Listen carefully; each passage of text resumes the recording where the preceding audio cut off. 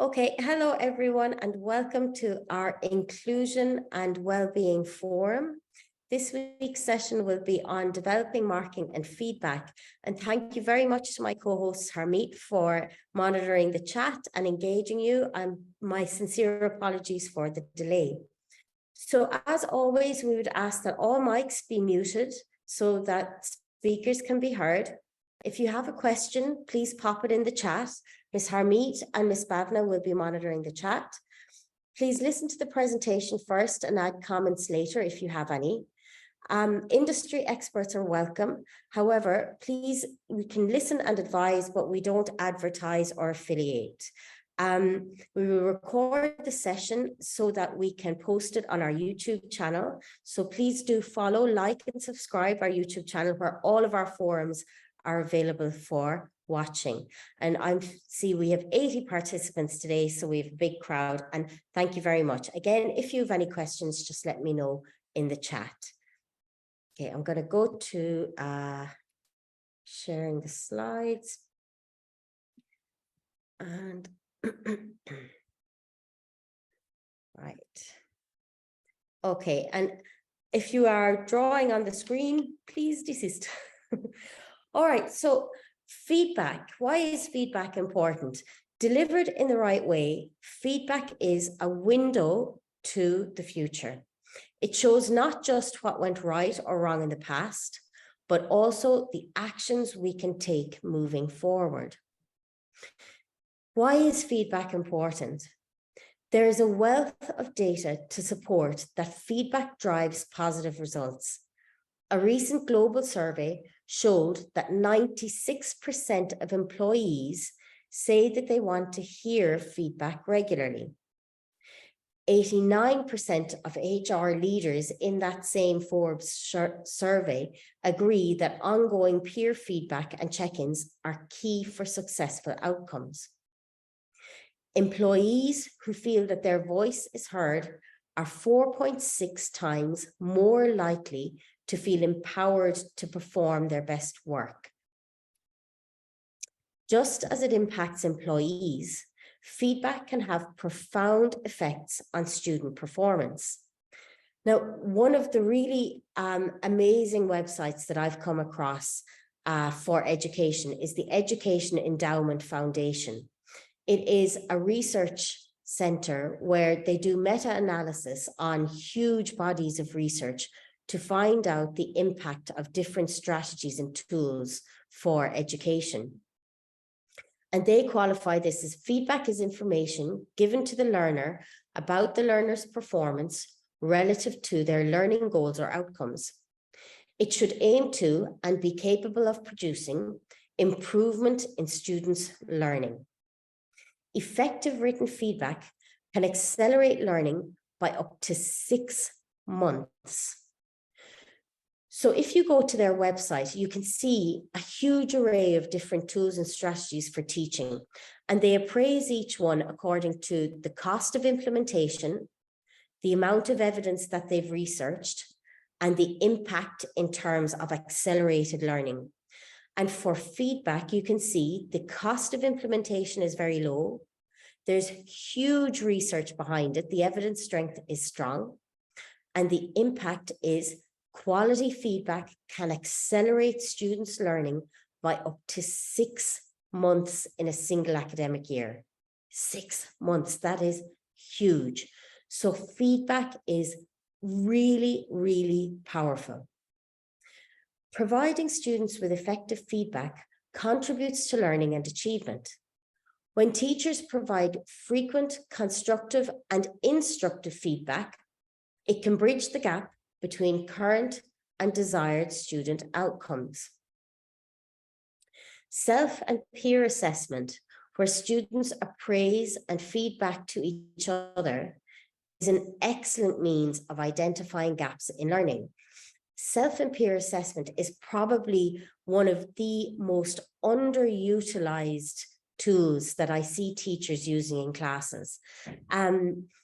It is a really key part of the inspection framework. So if you are in a school that is being inspected, self and peer assessment is always one of the top things that we as inspectors discuss when we're doing our classroom observations.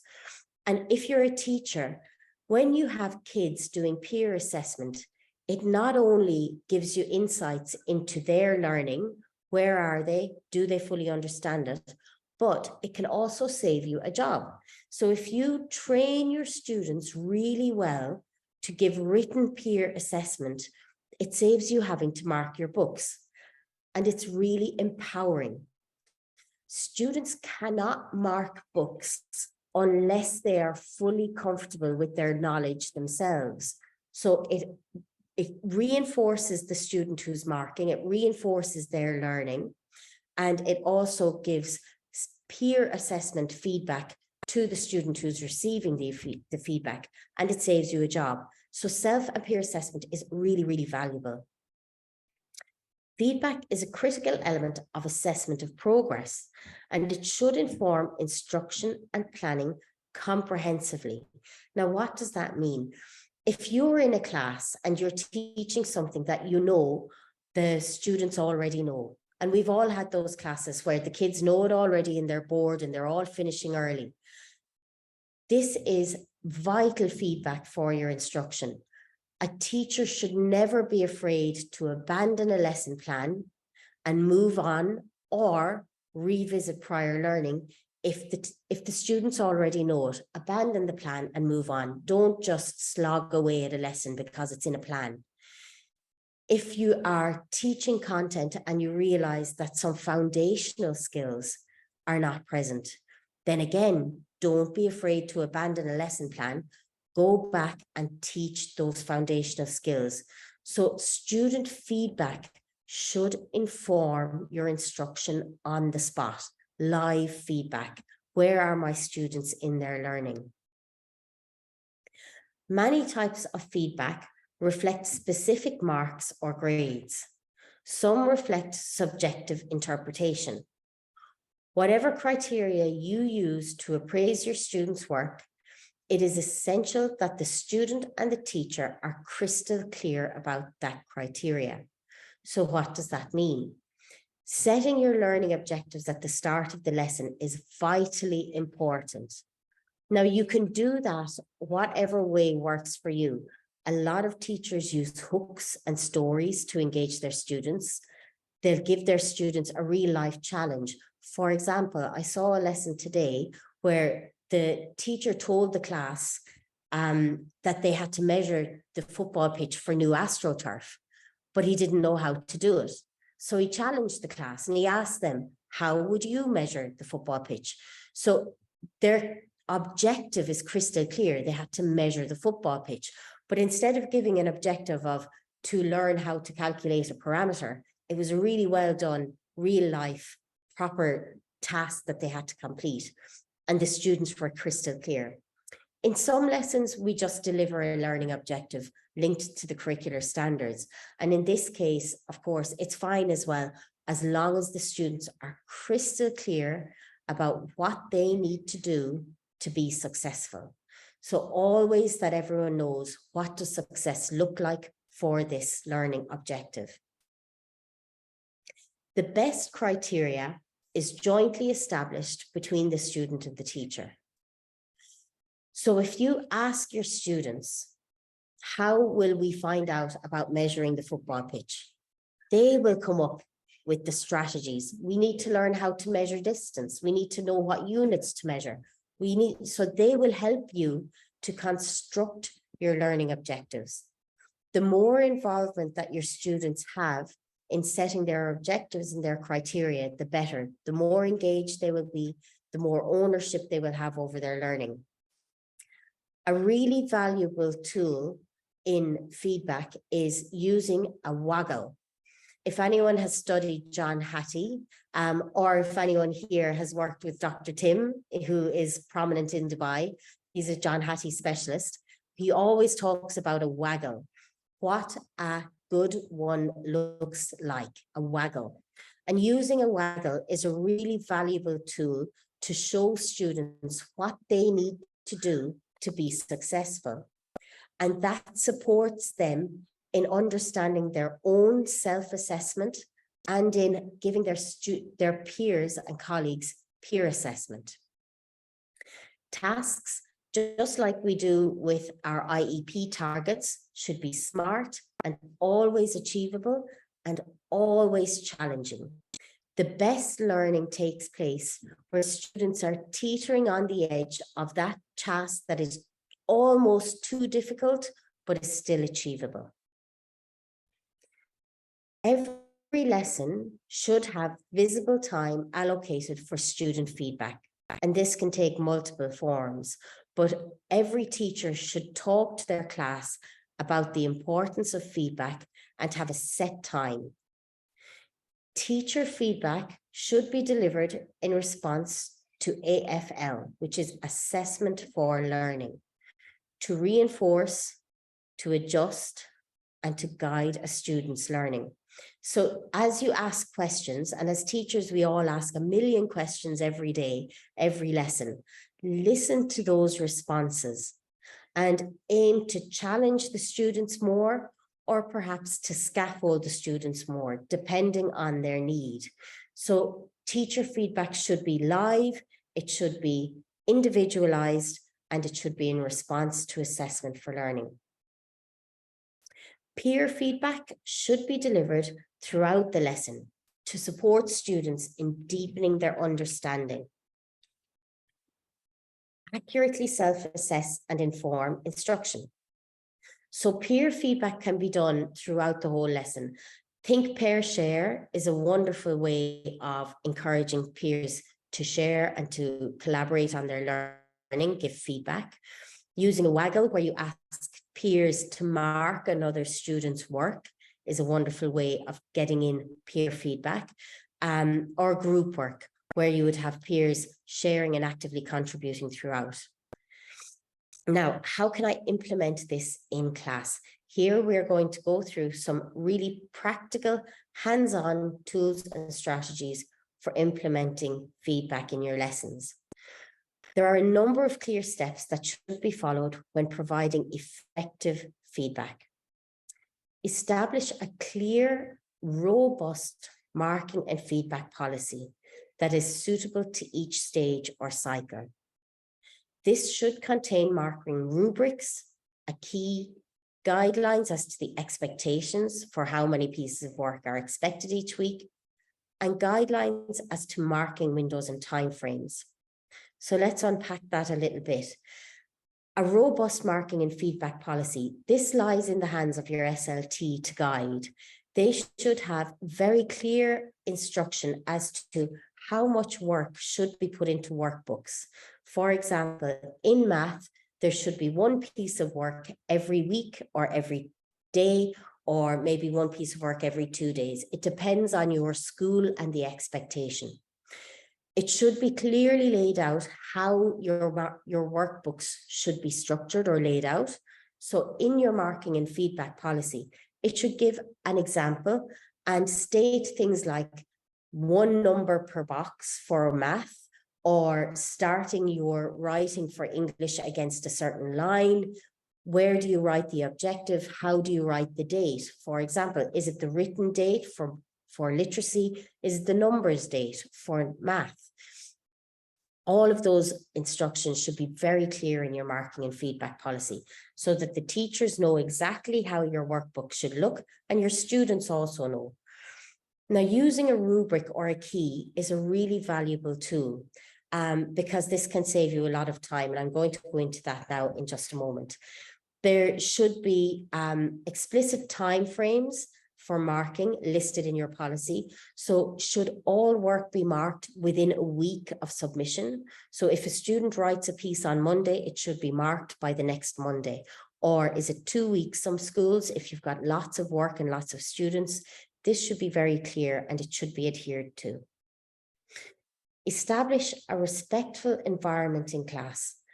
Every individual in the classroom should be respected and treated with dignity and civility, irrespective of their class, race, mental, or physical abilities. Now, that goes without saying. You should ensure that a student never feels offended while giving the feedback.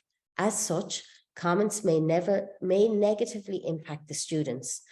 Now, we hear in the media a lot over the last couple of years, the term snowflake is being used, where students can't take negative feedback, where students are praised so much all the time that they never have a real firm grasp on reality of expectations. It's our duty as teachers in the class to ensure that our students have a realistic understanding of performance and ability. And of course, done in a respectful way. But students should certainly feel comfortable to take risks and comfortable to fail. It's vitally important that we prepare our students for failure just as much as we would prepare our students for success. And you can do that through quality, respectful feedback, not only from the teacher, but from peers as well. Feedback should be given soon after learning. If you wait for a long period to give feedback, then the moment is lost and the student may not get a relation for the feedback and the action. Try to deliver feedback on time in line with your school's policy. Research states that feedback anything more than a week after the work has been submitted is less valuable, and it diminishes in value the longer you wait. Whenever you're giving feedback for students, you should ask these 4 questions. Student psychology says that every learner will always be keen to know about where they stand with regard to the work they did. So these 4 questions will help you as the teacher to orient yourself effectively before you give feedback. What are the capabilities of the student? What are his or her weaknesses?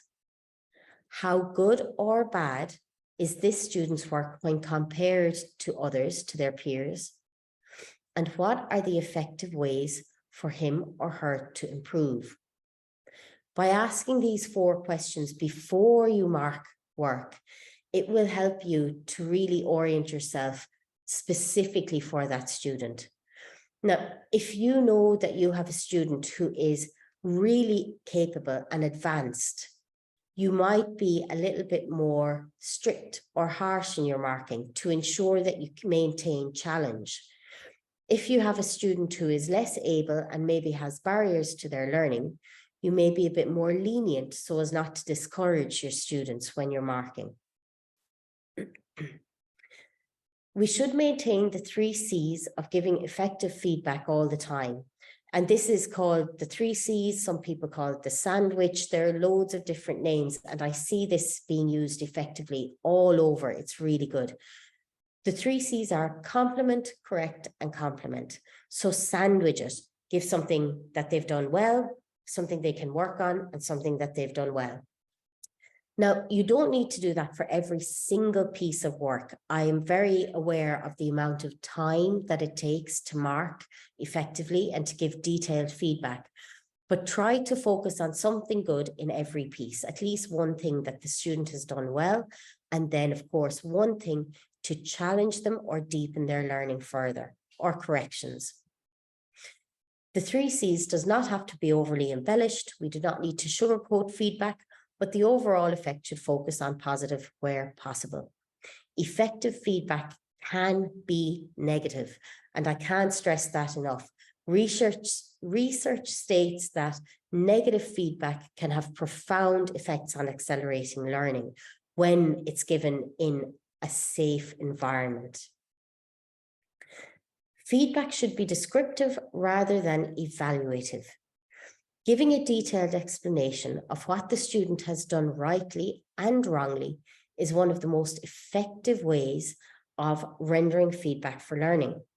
It would be more productive if you focus more on the rights and then analyze it by citing examples.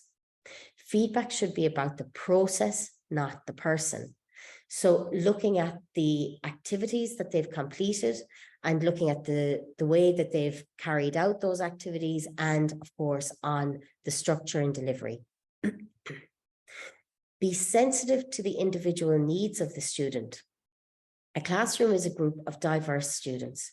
Every student may have different attitudes of mind, so individual attention should be given to each student while giving feedback. Try to maintain a balance between providing proper encouragement and wanting not to hurt the individual feeling of the student. Keeping your feedback focused on the task and the skill more than good boy or you're a great girl or things like this, that's focusing on the student and the student, like their personality or their characteristics. You want to focus on the skills and the task. Feedback must be given by referring to a skill or an ability. Pointing out the right skills of a student will provide them with more confidence in using their abilities. Apart from pointing the skills, you can also compliment for a performance, which may give them a kind of self-realization of their own work. Invite students to give feedback. This strategy will be useful to you as well as your students, as the students get an opportunity to express their views about the class, and you will learn a few things about yourself. So asking students to feedback on your instruction. How many of us take a moment to ask students if they enjoyed a lesson, if they thought that you taught it well, or if there was anything that they would do differently? That's really valuable feedback as well. Feedback can be in multiple forms. If your key or rubric is robust, you can have a symbol to indicate verbal feedback. Students can give self and peer assessment and feedback through comments online, through a vlog or a blog, or using an agreed upon system like colored highlighters. So here is a sample of a key that we developed in a school I worked in years ago, and we had symbols for all of the different markings, so a teacher wouldn't have to write long sentences and long commentary. If a teacher gave verbal feedback during the lesson, they would simply have to write VF on the work, and that was it. That's all. And that's powerful. It indicates that the teacher and the student interacted, their learning was appraised, and it was done so verbally. But you've got to indicate that on the work. If you don't mark it on the work appears to be not marked. Comment on what you've done well. Here we used a little line, like a staggered line, to show next steps. And if there is an IEP used to support learning. The students themselves commented on each piece of work using a simple smiley face system. So happy if they found it good with no problems, a stagnant face if they found the work a little bit tricky, and an unhappy face if they felt they could learn more or they were not fully satisfied with their learning. So as long as your rubric is easy to use and simple, it will be effective and students will use it as well. Encourage self-feedback. You can give opportunities to evaluate themselves. That is, give them a space to correct their own work and rate themselves. This will help them to analyze their own self. Add an additional challenge. With feedback, add a challenge for students to complete, to build on skills demonstrated and to deepen their learning. This is a really good way of helping students to reflect on work that they've done, consolidate and scaffold the work. And it's a great way to ensure that they're interacting with your feedback. So when you go to the trouble as a teacher of writing all your comments and inserting all of your symbols, by giving a challenge, you make sure that the student goes back and actually looks at the work that you've done for them. Be aware that everyone can do it. Both teachers and students can share the responsibility for marking. It doesn't just have to be you as a teacher. You shouldn't be bringing home big piles of books every single day. Get your students to mark their own and their peers' work. It takes a little training with students, but they can become excellent markers as early as grade 1, and it makes them feel amazing. If you tell the grade 1 kids or any kids up to high school that they are going to be the teacher for maybe 5 minutes, 10 minutes, and they're going to mark their colleagues' work, they get really excited and they really value it. Comments should be focused on the skill that's being developed. Comments should identify what was achieved. Comments should add a challenge or a correction. Comments should indicate if the work was completed one-on-one or in a group.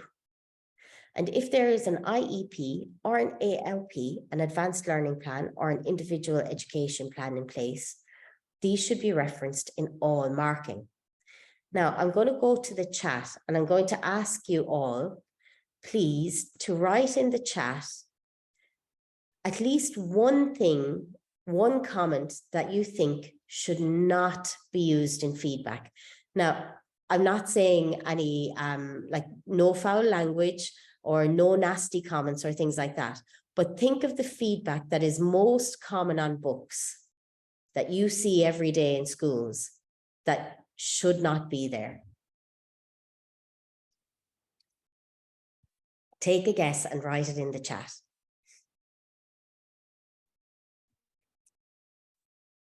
Come on, guys, we have 99 people. Good work. Yes, Manisha, very good. Me too. Yes, Pritika, good work. Yes, yes, exactly that. Keep up the good work. Gabriella, yes, exactly. Great job. Tasneem, keep it up. Well-framed answers is okay. Need to work better? Okay, but well done, good job, nice work. All of these, they have very, very little value for feedback for the student. Very little. Amazing. Absolutely. We shouldn't have it on any of our books.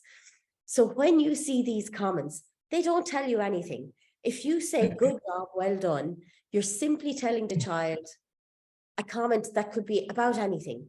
Now, I see you've understood the concept well, and it is evident in the answer. That's a good comment. That's something we should have. Complete your work could be there. Yeah. So all of these are, those comments are pretty much no good at all to students, the good job and well done and all of these. Now, to make your life easier as a teacher, it is really valuable if you have these stampers, and you can get these sometimes in Daiso, but not always, sometimes in Daiso, or there's a stationery shop, Creative Zone or something, I think it's called, or Creative Minds. They have all of these stampers. They are so useful. You can just stamp, job done. Now, having a rubric like this where you have your symbols that will indicate learning intention, success criteria, work has been conferenced between the adult and the student, they can make your life really easy. Now, if your school does not have a marking and feedback policy or a rubric, talk to your SLT and ask if you can use one for your classes or in your lessons, because as long as your students know what each of the symbols mean, that's all that matters. But talk to your SLT first, because that's usually a school-wide endeavor. Use post-it notes, use a stamper, and use a key. Now here you can see some other examples of marking symbols for younger children, particularly. If they can't quite draw smiley faces, let them choose a color, and they can just scribble a little corner, mark in a little box, whatever, to show that they know, and that children as young as in KG1 can do this. They can mark their own work. Do they feel happy about it? Was it a bit challenging, or do they need to work more on it? And using these symbols so that you can see clearly on every piece of work, did the child have support? Was there an LSA supporting the child? Was there teacher supporting one-on-one, or maybe one to a group of 3 or 4? So it's really clear, and it should be easy to use. The key thing for marking is that it's easy, because if it takes too long, as teachers, we just won't do it. And we all know that. If it takes too long, it's arduous and it becomes a nightmare of a job to do. I think we've all had those days where there are maybe 50 or 60 books piled up waiting to be marked, and it's just a nightmare. So it's better to do it often and swift, and using these kind of frameworks or rubrics so that it will save you time. Marking and feedback rubrics should be displayed in every class if your policy allows for that or your SLT agree to it. Every student and teacher should be crystal clear about the symbols. They should be consistent throughout the school and evident on all work. Phrases to avoid, just as you guys were saying, well done, good stuff, very professional, cracking performance. And I've seen all of these in work, and they don't do any good in terms of what can the student learn from these comments. Phrases that you can use are, you implemented whatever skill well. So it might be, you implemented two-step multiplication well, or I can see your processing, but you made an error doing XYZ, whatever it is. Or I would like to see how you apply this skill to this challenge. If you're going to the trouble of marking, and it is trouble, it's hard work, make sure you do it with meaning and purpose. Now, in your setting, I would challenge you to review your workbooks, your homework, and any projects that your students have completed, and ensure that every piece is marked. It's really valuable. If you can't go back over prior learning, start from tomorrow, because feedback can accelerate your learning, your students' learning, by 6 whole months, and that's invaluable. Okay, that is our session for today.